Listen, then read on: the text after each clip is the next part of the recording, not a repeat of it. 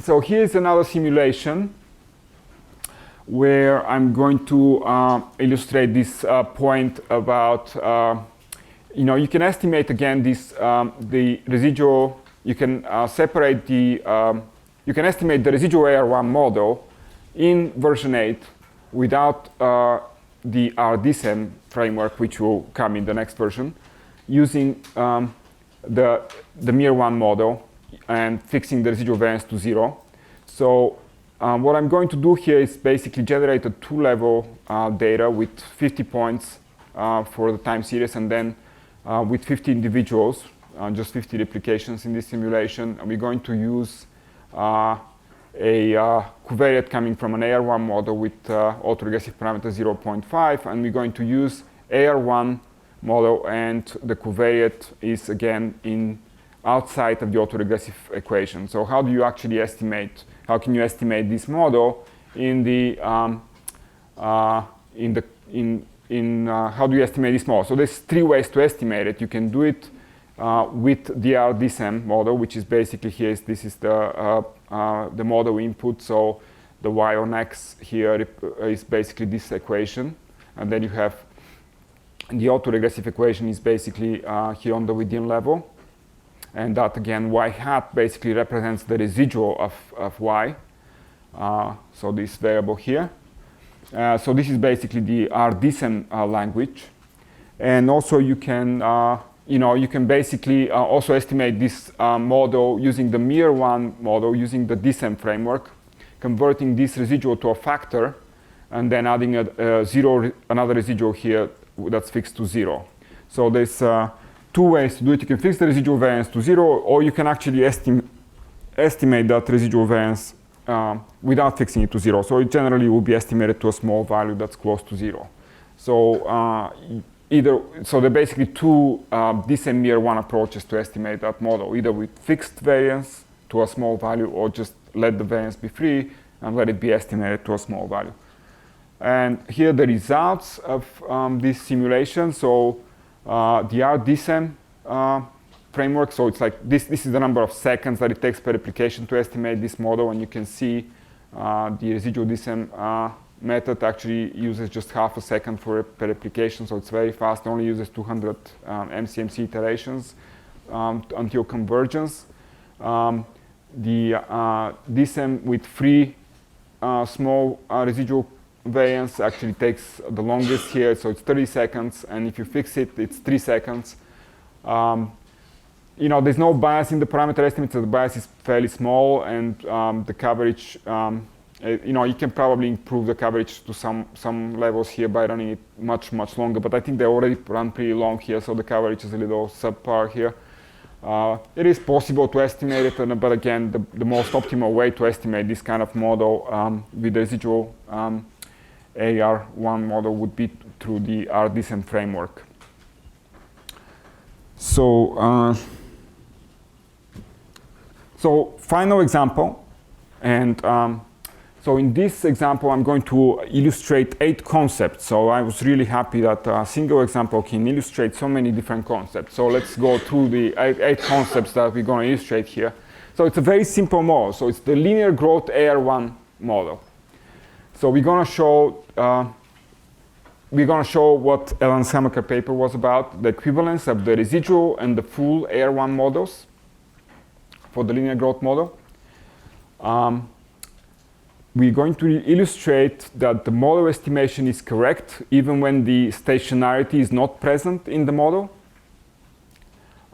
and that only the residual and the TEC4 and the standardized output depend on the stationarity assumption. So these are basically all the outputs in Mplus that depend on the Euler-Walker equations, which do assume stationarity. But we're going to illustrate that the model estimation, even though the model is not stationary, the model estimation of the DSEM framework is correct. And then we're going to show that indeed when the autoregressive portion of the model is non-stationary, that the Euler-Walker output actually is incorrect. We're also going to show in this little example how the MIR concept actually allows you to separate the trend from the autoregressive portion. And we illustrate here the advantages of the residual DSEM. We also illustrate the challenges in the Bayesian framework when you fix a small residual variance to zero. And we're going to show that there's 4 different ways to actually run the same model and get the exact same parameter estimates.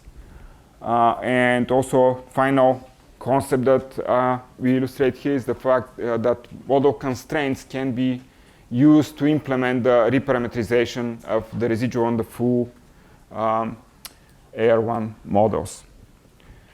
So here is the linear growth model. So we're going to generate 500 points using the full linear growth model. So the autoregressive equation here includes also the trend. And here's some parameters that are used for this simulation, and basically use time 0.1, 0.2, just so that I don't have to, because they're 500 points, if I use from 1 to 500, then the beta coefficient has to be really small here. So instead I use this time point 0.1, 0.2, etc. So we generate data like that, and we're going to estimate the model using in 4 different ways. So this is basically the same way that we generate the data using the full AR1 model that estimates one equation where the trend is inside the autoregressive equation. Then we're going to use the RDSEM Mplus developmental version for estimating the RDSEM model, where the linear trend is outside of the autoregressive equation. And then we're going to also use the Mir1 modeling framework, where we've got the linear trend over here outside of the autoregressive equation. And we have the autoregressive equation again. To actually make this model equivalent to this, all we need to do is fix, let's see, what do we fix here? We fix,